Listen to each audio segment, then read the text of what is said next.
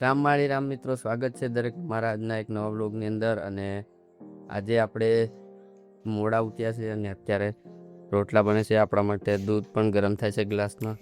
આપણે ચા નથી પીતા એટલે દૂધ ગરમ થાય છે. તો મિત્રો, બ્લોગને કન્ટિન્યુ જોતા રહેજો અને આજના બ્લોગમાં બહુ મજા આવવાની છે. તો આજે છે અમારા ગામમાં સગાઈ કરવા માટે આવવાના છે મહેમાન, અને એ મહેમાન માટે અત્યારે મંડપ બાંધી દીધો છે. જોઈ લેજો, જો મંડપ બંધાઈ ગયો છે. અને હું આવી ગયો છું અહીંયા આગળ મારા ખેતર બાજુ, અને અત્યારે અહીંયા આગળ શાંતિથી વિડીયો બનાવું એના માટે આ બાજુ આવીને વિડીયો બનાવી રહ્યો છું. પછી ઘરે જાઉં અને તઈનું પણ તમને બતાડું. એ પહેલાં તમને હું બતાવું, જે આપણે પક્ષીઓ માટે અહીંયા આગળ આપણે રાખ્યું હતું પાણીનું પાત્ર, એ હવે આપણે અહીંયા આગળ રાખ્યું છે. જોઈ લો. તો વિડીયોને કન્ટિન્યુ જોતા રહેજો. અને બાકી આજે સગાઈની જે રસમ અમારે ત્યાં થાય છે એ તમને જોવા મળશે. અને વિડીયો સારો લાગે તો વિડીયોને લાઇક કરજો, અને ચેનલ પર ન હોય તો ચેનલને સબસ્ક્રાઈબ કરી દેજો. તો મિત્રો, મહેમાન માટે મંડપ બંધાઈ ગયો છે અને ખુરશી પણ આવી ગઈ છે, અને સામે રસોડું ચાલે છે, જોઈ લો. અને બાકી મંડપ જોવો તમે.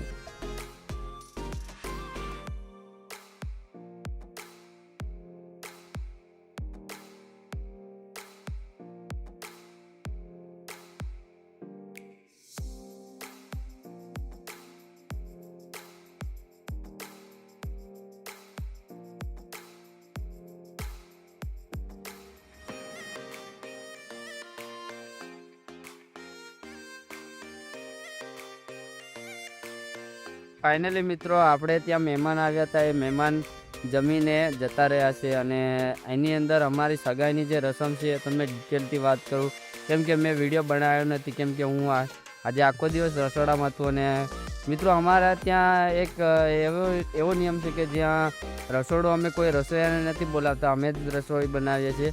અને દાળ ભાત અને શાક પૂરી પાપડ એ જમવાનું હતું. અને મિત્રો, તમને વાત કરીએ અમારે ત્યાં સગાઈની રસમની, તો મિત્રો સગાઈની રસમમાં અમારે ત્યાં એવું હોય છે કે છોકરીની બાજુની પંચના અને અમારી બાજુની છોકરા બાજુની પંચના, એમ થઈને બંને પંચો ભેગી થાય અને એક નિર્ણય નક્કી કરે.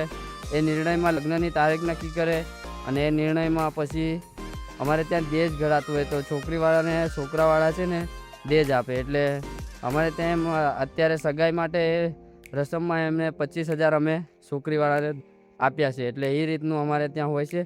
તમારે ત્યાં કઈ રીતનો રિવાજ હોય છે કોમેન્ટ કરીને જરૂરથી બતાવજો. બાકી ભાઈના લગ્ન તો આવતી સાલ કરવાના છે, એટલે કે હોળી પછી, એ પણ તમને જોવા મળશે. તો ચેનલ પર ન હોય તો ચેનલને સબસ્ક્રાઈબ કરી દેજો. બાકી વિડીયો કેવો લાગ્યો કમેન્ટ કરીને બતાવજો. બાકી રામ માળી રામ, ફરી મળીશું નેક્સ્ટ વ્લોગમાં. બાય.